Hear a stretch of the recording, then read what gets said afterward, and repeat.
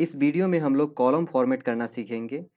Column format का use करके हम लोग किसी भी कॉलम को फॉर्मेट कर सकते हैं। जैसे कॉलम फॉर्मेट का यूज़ करके हम लोग किसी भी नंबर को कॉमा से सेपरेट कर सकते हैं, यानी जो थाउजेंड सेपरेटर या लैख सेपरेटर जो लगता है वो लगा सकते हैं।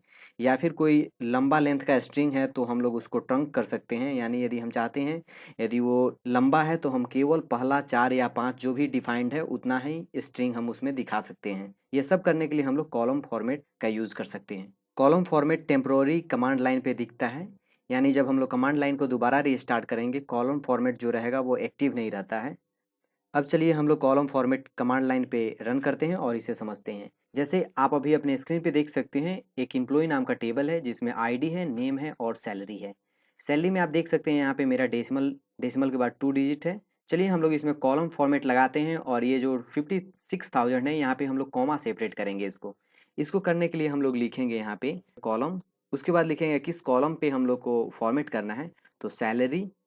और उसके बाद लिखेंगे हम लोग फॉर्मेट, और यहाँ पे हम लोग फॉर्मेट का रूल अप्लाई करेंगे 9,99,999.99।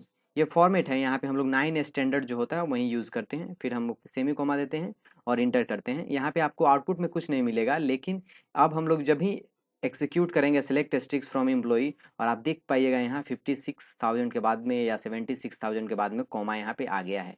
यानी हम लोग कॉमा सेपरेटर लगा दिए हैं इसमें थाउजेंड में, सैलरी में।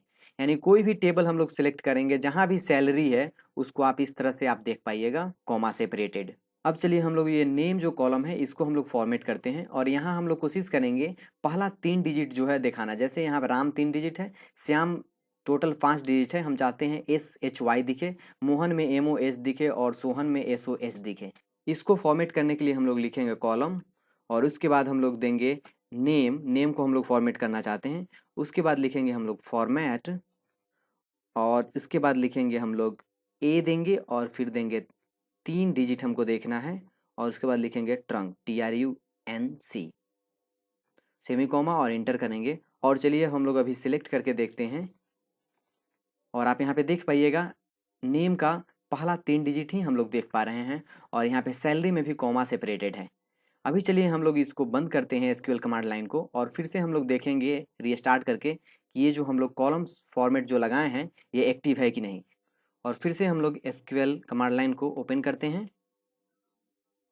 और फिर चलिए हम लोग कनेक्ट करते हैं सिस्टम और अभिमन्यु अकाउंट से, और हम लोग कनेक्टेड हैं। चलिए हम लोग सिलेक्ट करके देखते हैं कि उसमें डेटा अभी है कि नहीं। आप देख सकते हैं यहाँ पे सैलरी में कॉमा जो था वो नहीं है अभी।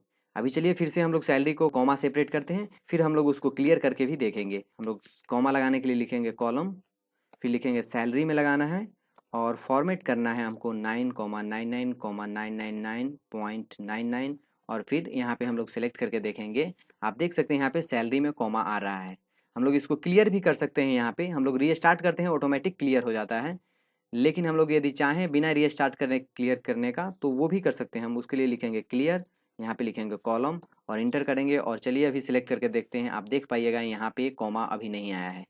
तो उम्मीद करते हैं आप इस वीडियो में कॉलम फॉर्मेट करना सीख गए होंगे। Thank you.